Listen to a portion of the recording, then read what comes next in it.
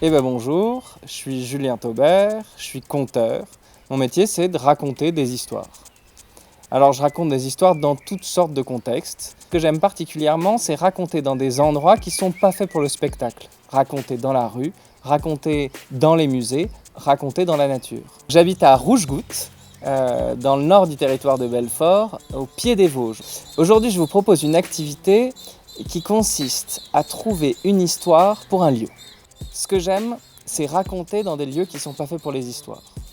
Dans des lieux qu'on connaît tous, dans des lieux qui a priori ont rien d'extraordinaire. Aujourd'hui, pour essayer, j'ai choisi mon jardin. Et je vous ai fait une série de listes à faire pour que vous aussi, vous puissiez faire ça dans votre jardin, dans le parc à côté de chez vous, dans la forêt, dans votre maison, dans la rue, là où vous voulez. C'est très simple. Vous sortez de chez vous muni d'un stylo et de quoi noter. Bon, vous voyez que j'ai un peu triché, moi j'ai commencé déjà à le préparer. Et ensuite, vous déterminez un endroit. C'est très important de déterminer des limites. Alors moi c'est facile, j'ai un jardin qui est enclôturé. Il est tout autour de moi. Et puis on va aller chercher successivement des séries de choses à observer. Alors d'abord, on va partir sur 5 choses qu'on remarque immédiatement dans ce lieu. Ensuite, on va chercher 5 choses que l'on ne peut voir que quand on s'approche. On va ensuite prendre 5 choses qu'on voit uniquement quand on lève la tête.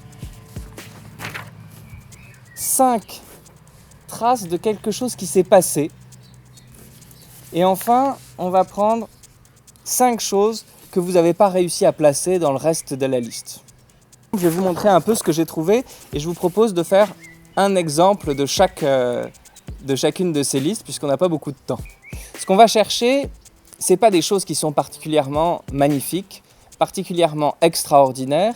Ce ne sont pas des choses qui sont particulièrement qui ont été particulièrement travaillées. C'est plutôt des choses qui sont faites à notre insu ou à l'insu de ceux qui ont fait le lieu. Si vous êtes dans un parc ou dans la forêt, c'est les petits détails, les choses incongrues. C'est celles qui nous permettront de partir dans les histoires. Voici mes 2 arbres, le tilleul et le hou. Ce sont 2 arbres qui sont parfaits pour raconter une histoire parce que là, tout les oppose. On en a un qui garde ses feuilles en hiver pendant que l'autre les perd. On en a un qui a des magnifiques petits fruits verts. On a un petit détail de quelque chose qui s'est passé, ça j'aime beaucoup. Ce sont des petits morceaux brillants, argentés d'un côté, rose de l'autre, toute une colonie de gendarmes. Ils sont tous installés, ça fait un moment, hein. Ils circulent d'un endroit à l'autre du jardin. Une vieille chaîne rouillée qui devait servir à monter, à descendre des choses. C'est assez étroit, c'est assez sombre, c'est assez humide. Ça, pour une histoire, c'est extraordinaire. Vous avez découvert les éléments de mon jardin.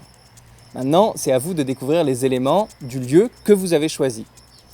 Puis ensuite, moi, à partir de là, c'est là que commence le travail du conteur, de trouver l'histoire, comment elle va s'articuler, à quel endroit je vais pouvoir m'appuyer sur ces lieux. Vous aussi, vous pouvez faire ce travail-là.